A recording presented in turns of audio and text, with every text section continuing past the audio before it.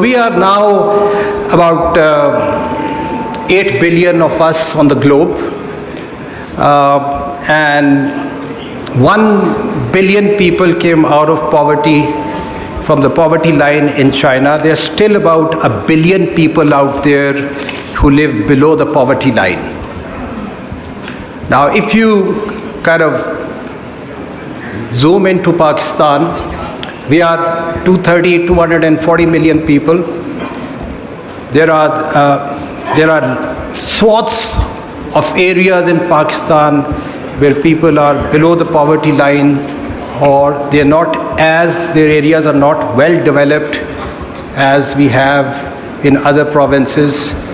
So, overall, globally and in Pakistan, the demographics, the migration, the urbanization, and those things will eventually decide the political and the economic conditions of each country, and also their relations with other countries. Now, we have an opportunity here to socially uplift people who are left behind.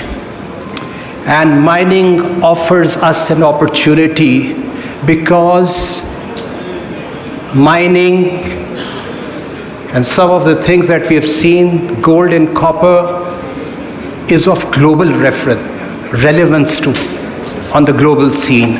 Why do I say that? Because look at Chile. It is probably about 20 to 25% world's production. And if you look at our reserves today, you could be creating another Chile here in this region. So imagine what it could unlock. Now, what is mining? Mining is like a marathon. It's not like putting up an industry. It takes about 20 to 25 years to do a cycle. Now, imagine if you were doing a marathon, you would need to know, to complete it successfully, that your track is de-risked. And how do you do that? It's a beautiful concept, and you have to embrace the value of inclusivity. So look, if I take Balochistan, whom does this mineral belong to? It's really the people. If we get this concept right, what they're doing is they're giving you their endowment. Okay, come and develop this endowment. You take something, but there has to be something back to us. And I think that is the right way, the public-private partnership that must be embraced. If you do that, you would require infrastructure, you would require roads, rail links, you would require energy infrastructure, you would require water infrastructure.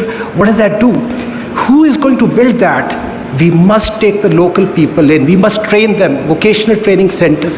We would need an army of geological engineers. And I think this is the time where the investment needs to go and involve the local people. If we get this right, it could be a game changer forever for Pakistan. There is one aspect which I think the point was very well made, and I'm a vociferous supporter where private sector must come in, because it's the private sector that's going to hold the hand of the foreign investor, and that will be the real partnership. But more importantly is this point. So if you take RECO, $5 to $6 billion project, if you take the funding that is required, just to give you a scale and sense of what the funding needs to be, it will be north of about $3 to $4 billion. Okay, if not 4, then at least $3 billion. Now, to do a $3 billion is not, you don't have the capacity locally, because you have to pay what you import. And therefore, it's very important that we start planning how do we tap bringing funding in. And funding will not be easy for us. To me, that looks a big challenge. So to me, that is one point that perhaps we may need a separate deliberation. Maybe how do you do those financial close for large slugs of capital? Because it's not just RECO, it will be even the private sector that will need a lot of funding. And there is also, I think we have to focus on the infrastructure to make it as green as possible, to make sure, because it's easy to get green funding in. Thank you.